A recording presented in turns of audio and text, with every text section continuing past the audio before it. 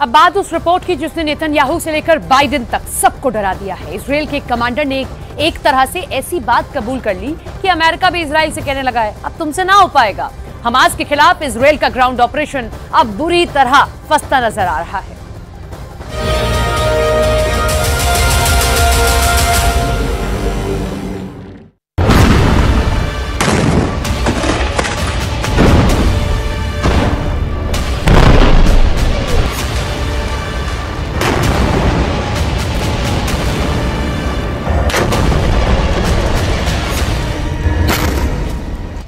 Gaza के अंदर युद्ध इस लेवल पर पहुंच चुका है कि अब जान हमास की जाएगी या फिर इजरायल की सेना की, ये कोई नहीं जानता, लेकिन जान जरूर जाएगी, इसकी गारंटी 100% है।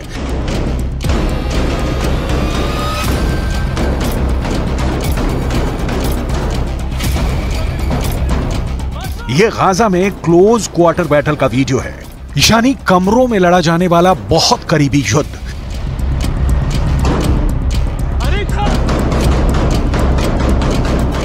इजरायल के कमांडो इस इमारत में एक एक कमरे को खंगाल रहे हैं। ताबड़तोड़ फायरिंग हो रही है। किसकी गोली किसे लगेगी, डर बहुत ज्यादा है। यह गाजा के युद्ध की सबसे खतरनाक पिक्चर है।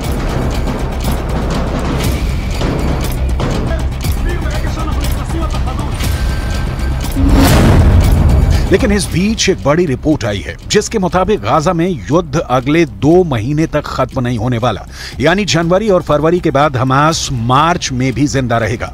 इस बार की पूरी गारंटी दी जा रही है। यह रिपोर्ट इजरायल की सेना के ही एक अधिकारी ने दी है। सवाल है कि 5 महीने युद्ध चला तो क्या हमास बचेगा या इजरायल? इजरायल की सेना को दक्षिण में सिर्फ खान यूनुस इलाके में अपना ऑपरेशन पूरा करने में 4 हफ्तों का वक्त लग सकता है, यानी 1 महीना या कहें पूरा दिसंबर और जनवरी इजरायल की सेना खान यूनुस में लड़ती रहेगी। इसके बाद हमास के खिलाफ पहली स्टेज का युद्ध लड़ने में 1 महीने का वक्त और लगेगा, यानी फरवरी के बाद मार्च में भी युद्ध जारी रहेगा। इजरायल और पश्चिमी देशों की मीडिया को यह बात इजरायली सेना के एक बड़े अधिकारी ने बताई है। उत्तरी गाजा पर कब्जा करने के बावजूद इजरायल की सेना को गलियों में युद्ध लड़ना पड़ रहा है। अब दक्षिण में खान यूनुस की गलियों में जंग जारी है और यहां का युद्ध तो और भी खतरनाक बताया जा रहा है।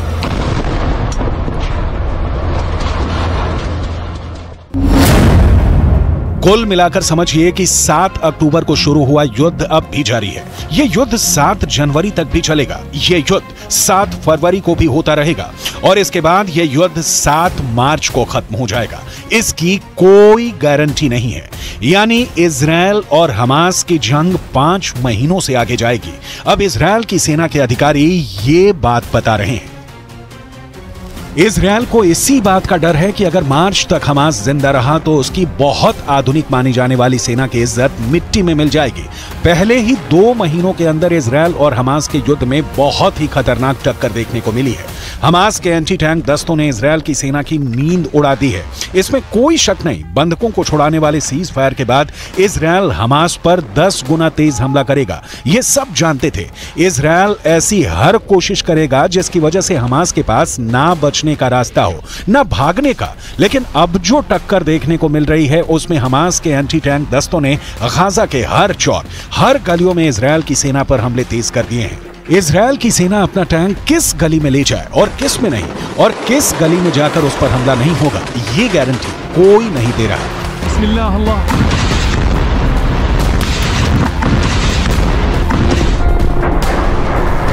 हमास की एक बॉडी कैमरा फुटेज इजरायल को मिली है और इसमें हमास के एंटी टैंक दस्तों को बिल्डिंग में छिपे हुए देखा जा सकता है। जिस जगह पर यह दस्ता छुपकर इजरायल पर हमले की फिराक में था, वहीं पर इजरायल ने हवाई हमला कर डाला। जाहिर है ऐसे धमाके में कोई जिंदा नहीं बचा होगा। वैसे गाजा की गलियों में युद्ध के दौरान हमास ने भी बड़े बड़े दावे किए हैं।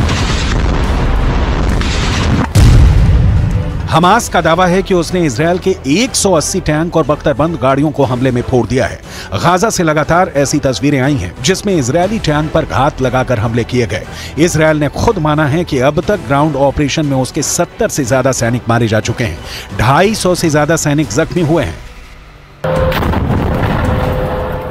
लिहाजा हमास के खिलाफ जो ताकत इजरायल को माना जाता है उसके मुताबिक नतीजे तो इजरायल को भी नहीं मिले हैं। हालांकि नेतन्याहू के सामने अपनी छवि को बनाए रखना बड़ा चैलेंज बन चुका है और गाजा पहुंचकर उनकी पहली कोशिश इसी तरफ नजर आती है।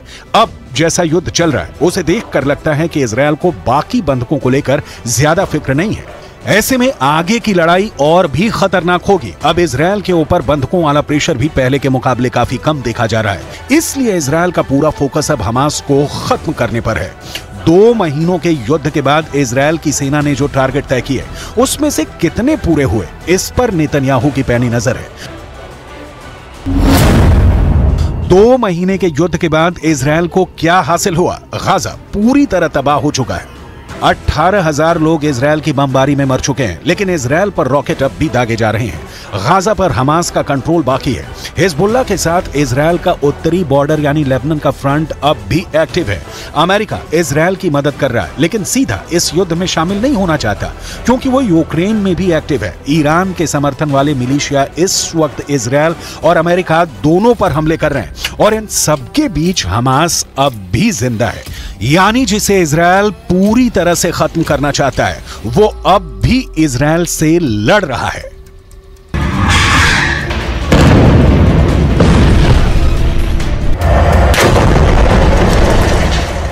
It remains imperative that Israel put a premium on civilian protection. And there does remain a gap between exactly what I said when I was there, the intent to protect civilians, and the actual results that we're seeing on the ground. Israel की सेना दावा कर रही है कि वो Gaza में Hamas को चारों तरफ से घेर रही है, इसलिए ऑपरेशन में वक्त लग रहा है। लेकिन गाजा से कुछ वीडियो ऐसे भी आए हैं जैसे लगता है कि इजरायल की सेना गाजा में बुरी तरह से घिर चुकी है। ये वीडियो हमास के टनल वाले दस्ते ने तैयार किया है। जहां इजरायल की सेना ने कैंप लगाया हुआ है, वहां हमास के लड़ाकू दस्ते चुपके से जमीन से निकलकर उन पर नजर रख रहे हैं। ये इजरायल को डराने वाला वीडियो है। हमास की नजर इजरायल के एक एक फौजी पर है। इजरायल को टक्कर देने के लिए हमास ने एक नया वीडियो रिलीज किया है। यहां हमास के रॉकेट दस्तों ने अपने ठिकानों को उजागर करके दिखाया है कि उसके पास इजरायल पर हमले के लिए कौन सा नया हथियार है। ये M19 रॉकेट है जिसकी रेंज करीब 100 किलोमीटर है। हमास ने कहा है कि वो इस रॉकेट से अब इजरायल की राजधानी तेल अवीव पर हमला करेगा। ये रॉकेट और इसको दागने वाला मल्टी लॉन्चर ये गाजा का ही कोई हिस्सा है। सवाल है कि क्या ये जगह अब तक इजरायल और अमेरिका की सैटेलाइट की नजर में नहीं आई, ना ही इजरायल और अमेरिका के ड्रोन इसे देख पाए। मुमकिन है ये पुराना वीडियो है और अब हमास ने इसे जारी करके सिर्फ इजरायल में डर पैदा करने की कोशिश की है।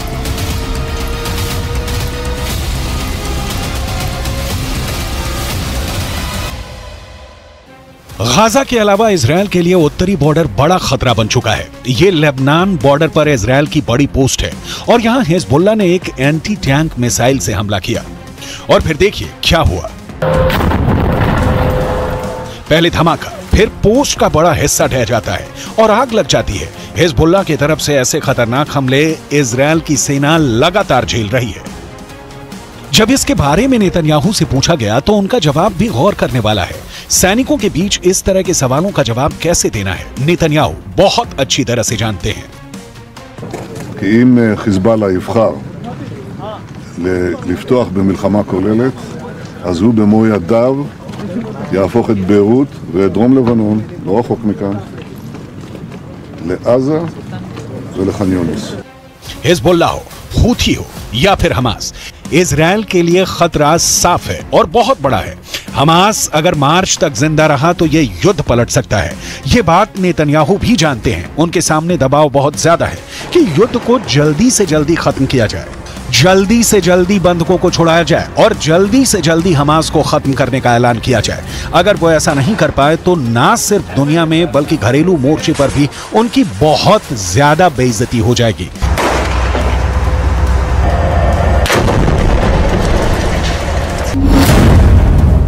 इसलिए इजरायल और नेतन्याहू के सामने सबसे बड़ा डर है कि अब मार्च तक हमास जिंदा रहेगा। ये बात इजरायल की सेना अपनी रिपोर्ट में कह रही है। हमास का गुनाह ही इतना बड़ा है कि इजरायल ने उसे पूरी तरह से खत्म करने की कसम खाई है। यही वजह है कि 7 अक्टूबर के बाद से गाजा में जिसने हाथ डाला है उसने अपना हाथ जलाया है। गाजा जलता हुआ कुआं बन चुका है, जो गिरेगा खत्म हो जाएगा, क्योंकि इजरायल को जिसने भी अब तक रोकने की कोशिश की उसको नेतन्याहू ने सिर्फ एक जवाब दिया, जब तक हमास खत्म नहीं हो जाता तब तक युद्ध जारी रहेगा। बंधकों को छुड़ाने के लिए सीज फायर तो कर दिया गया, लेकिन एक बात साफ है कि अब तक इजरायल के सामने सब फेल हो चुके हैं। इजरायल के आगे ईरान फेल हो चुका है, इजरायल के आगे हमास से लेकर हिजबुल्लाह और यमन के हूथी भी नाकाम रहे हैं। इजरायल के सामने सऊदी अरब और बाकी अरब देशों की जुबान पर ताला लगा है। अरब देश पूरी तरह फेल साबित हुए हैं। इजरायल के खिलाफ रूस भी फेल हो गया और इजरायल ने अमेरिका को भी बता दिया कि वो इजरायल से है, इजरायल उससे नहीं, यानी अमेरिका भी फेल है। नेतन्याहू अब कोई बात बर्दाश्त नहीं करेंगे। वो बैकफुट पर नहीं, फ्रंट फुट पर तबाही मचाएंगे। उन्होंने अमेरिका को भी इस बात का एहसास दिला दिया है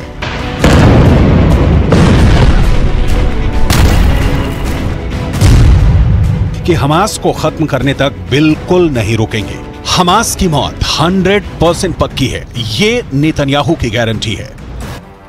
उत्तरी गाजा के अस्पताल इजरायली बमबारी के सबूत बने तो दक्षिण में खान यूनिस के रिहायशी इलाके इस बमबारी के सबूत बन रहे हैं। यहां बम गिरा तो 10 लोग फौरन मारे गए, कई घायल हो गए। तबाही की ऐसी तस्वीरें हर जगह दिखी। गाजा में बमबारी रोके, इसके लिए इजरायल पर दबाव डाला जा रहा है, लेकिन उसका असर शून्य है।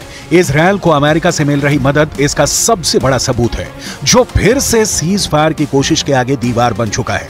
अमेरिका ऐसी बमबारी रोकने के लिए संयुक्त राष्ट्र सुरक्षा परिषद में आए प्रस्ताव के खिलाफ वीटो कर चुका है। بتنزل على قطاع غزة محاصر من 20 عام. هذه الأسلحة وهذه الصواريخ كلها صنعت في أمريكا وفي دول العالم الغربية ويدعم إسرائيل من أجل القضاء على الشباب والأطفال والنساء والشيوخ. حسبنا الله ونعم الوكيل.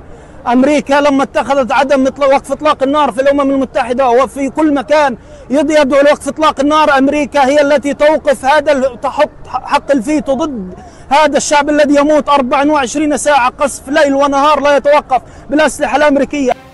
हमास को खत्म करने के लिए अमेरिका ने इजरायल को 15,000 बंकर बस्टर बम भेजे हैं। गाजा पर बमबारी के लिए अमेरिका ने इजरायल को 57,000 तोप के गोले सप्लाई किए हैं। एक तरह से बाइडन मौत बांट रहे हैं। ये इल्जाम अमेरिका पर बार-बार लग रहा है।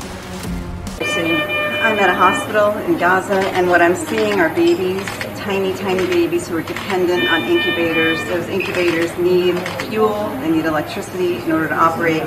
They're keeping these babies alive, and they need to keep it up.